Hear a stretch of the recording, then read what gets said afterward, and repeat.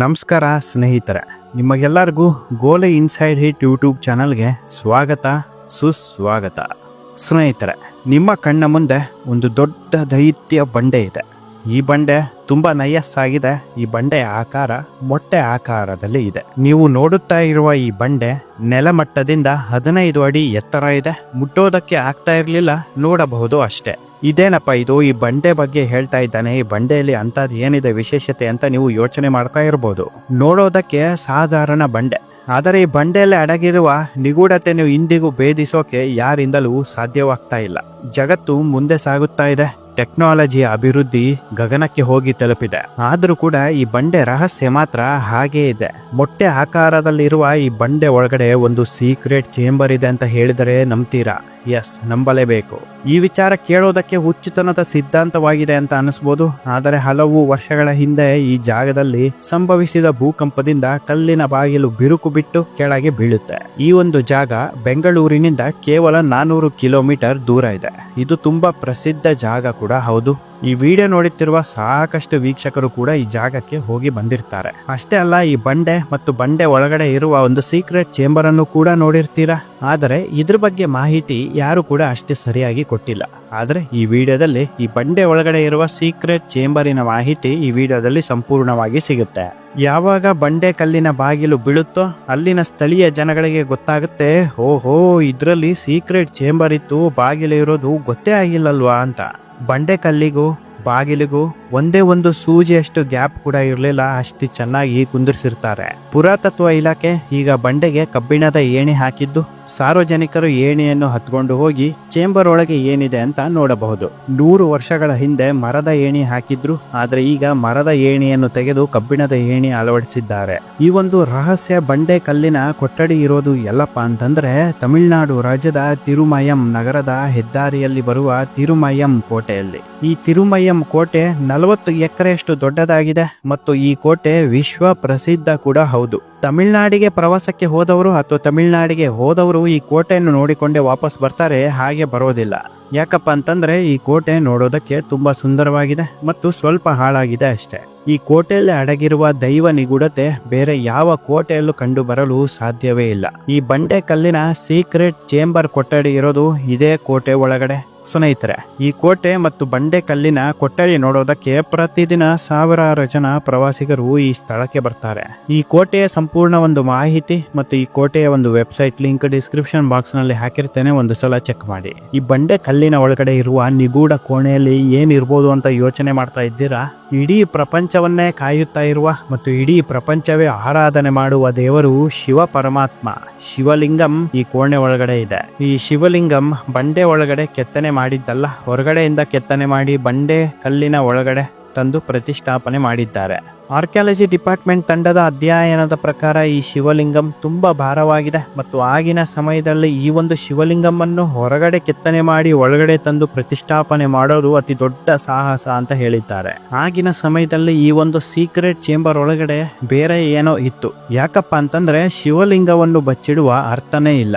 ಬರೀ ಶಿವಲಿಂಗ ಆಗಿದ್ರೆ ಈ ರೀತಿ ಮಾಡ್ತಾ ಇರ್ಲಿಲ್ಲ, ಎಲ್ಲರಿಗೂ ಕಾಣುವಂತೆ ಒಂದು ದೇವಸ್ಥಾನವೇ ನಿರ್ಮಾಣ ಆಗ್ತಾ ಇತ್ತು. ಈ ಸೀಕ್ರೆಟ್ ಕೊಠಡಿ ಒಳಗಡೆ ಆಗಿನ ಸಮಯದಲ್ಲಿ ಚಿನ್ನ ವಜ್ರ ಇರಬಹುದು, ಇಲ್ಲ ಅಂತಂದ್ರೆ ಅಡ್ವಾನ್ಸ್ ಯಂತ್ರಗಳು ಸಾಧನಗಳು ಇಟ್ಟಿರಬಹುದು. ಆರ್ಕಿಯಾಲಜಿ ತಂಡ ಏನ್ ಹೇಳುತ್ತೆ ಅಂತಂದ್ರೆ ಈ ರೀತಿಯ ಚೇಂಬರ್ಗಳಲ್ಲಿ ಸಹಜವಾಗಿಯೇ ಮುಖ್ಯ ವಸ್ತುಗಳು ಮತ್ತು ಬೆಲೆ ಬಾಳುವ ವಸ್ತುಗಳನ್ನು ಇಟ್ಟಿರಬಹುದು. ದಾಳಿಕೋರರಿಗೆ ಬಂಡೆ ಕಲ್ಲಿನ ಒಳಗಡೆ ಒಂದು ಸೀಕ್ರೆಟ್ ಚೇಂಬರ್ ಇದೆ ಅಂತ ಗೊತ್ತಾಗಬಾರದು ಅಂತ ಬಾಗಿಲನ್ನು ತುಂಬಾ ಚೆನ್ನಾಗಿ ಪರ್ಫೆಕ್ಟ್ ಆಗಿ ಕೆತ್ತನೆ ಮಾಡಿ ಫಿಕ್ಸ್ ಮಾಡಿದ್ದಾರೆ ಅಂತ ಹೇಳಿದ್ದಾರೆ. ಬಹುಶಃ ಈ ಒಂದು ಬಂಡೆ ಕಲ್ಲಿನ ಬಾಗಿಲು ಆಗಿನ ಸಮಯದಲ್ಲಿ ಓಪನ್ ಆಗಿರ್ಲಿಲ್ಲ ಅಂದ್ರೆ ಈ ಬಂಡೆ ಕಲ್ಲಿನ ಬಾಗಿಲು ಇದೆ ಅಂತ ಈಗಲೂ ಕೂಡ ಗೊತ್ತೇ ಆಗ್ತಾ ಇರಲಿಲ್ಲ, ಅಷ್ಟು ನಿಗೂಢವಾಗಿ ಕೆತ್ತನೆ ಮಾಡಿದ್ದಾರೆ.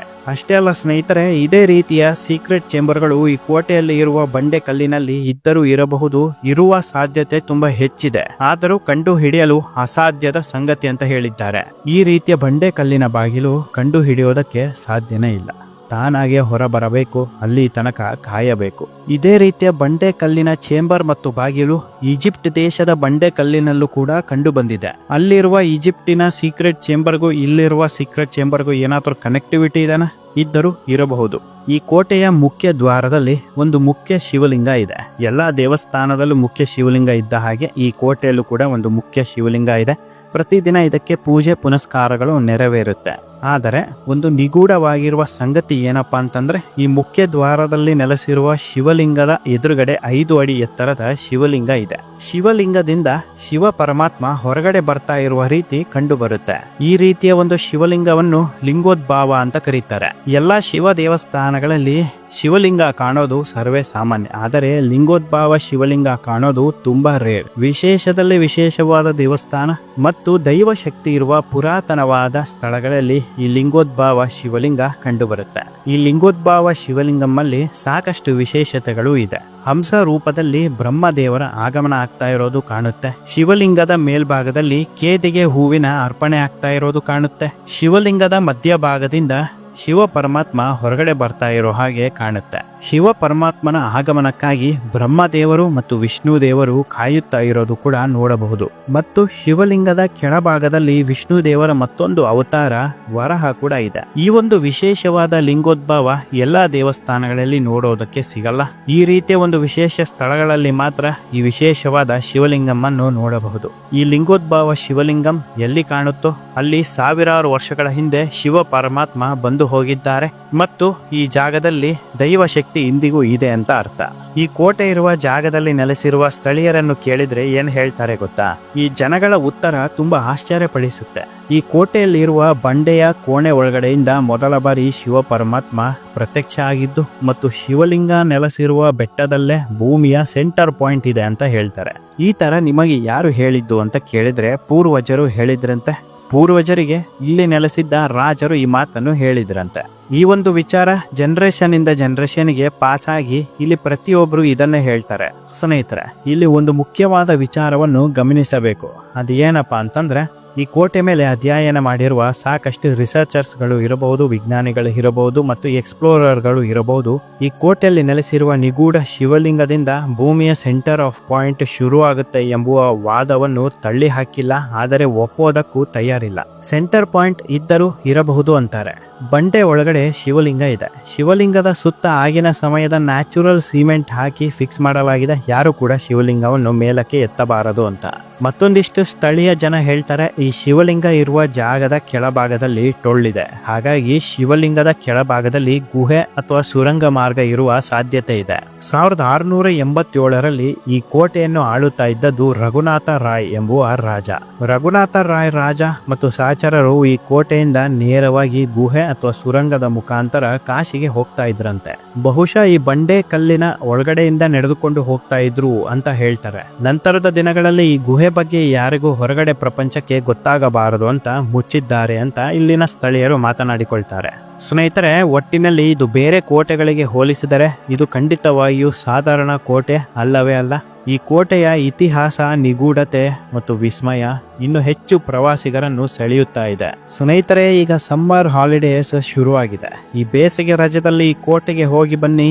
ಈ ಕೋಟೆಯನ್ನು ಕಣ್ಣಾರೆ ನೋಡಿ ರಹಸ್ಯವನ್ನು ತಿಳಿಯೋದಕ್ಕೆ ಪ್ರಯತ್ನ ಪಡಿ. ತಮಿಳುನಾಡು ರಾಜ್ಯದ ತಿರುಮಯಂ ನಗರದ ಹತ್ತಿರ ಇರುವ ತಿರುಮಯಂ ಕೋಟೆಯ ಒಳಗೆ ಅಡಗಿರುವ ನಿಗೂಢ ಬಂಡೆ ಕಲ್ಲಿನ ಕೊಠಡಿಯ ಶಿವಲಿಂಗದ ಬಗೆಗಿನ ವಿಡಿಯೋ ನಿಮಗೆ ಇಷ್ಟ ಆಗಿದ್ರೆ ದಯವಿಟ್ಟು ಒಂದು ಲೈಕ್ ಕೊಡಿ, ಶೇರ್ ಮಾಡಿ, ಸಬ್ಸ್ಕ್ರೈಬ್ ಮಾಡಿ. ನಿಮ್ಮ ಅಭಿಪ್ರಾಯ, ಅನಿಸಿಕೆಗಳನ್ನ ಕಮೆಂಟ್ ಮೂಲಕ ತಿಳಿಸಿ. ನೀವೇನಾದರೂ ಈ ಕೋಟೆಗೆ ಹೋಗಿದ್ರೆ ನಿಮಗೆ ಆದ ಅನುಭವವನ್ನು ಕಮೆಂಟ್ ಅಲ್ಲಿ ತಿಳಿಸೋದನ್ನ ಮರೆಯಬೇಡಿ. ಇದೇ ರೀತಿ ಇಂಟ್ರೆಸ್ಟಿಂಗ್ ವಿಚಾರದೊಂದಿಗೆ ಖಂಡಿತ ಮತ್ತೆ ಮುಂದಿನ ವಿಡಿಯೋದಲ್ಲಿ ಸಿಗ್ತೇನೆ. ಅಲ್ಲಿವರೆಗೂ ಎಲ್ಲರಿಗೂ ಶುಭ ದಿನ.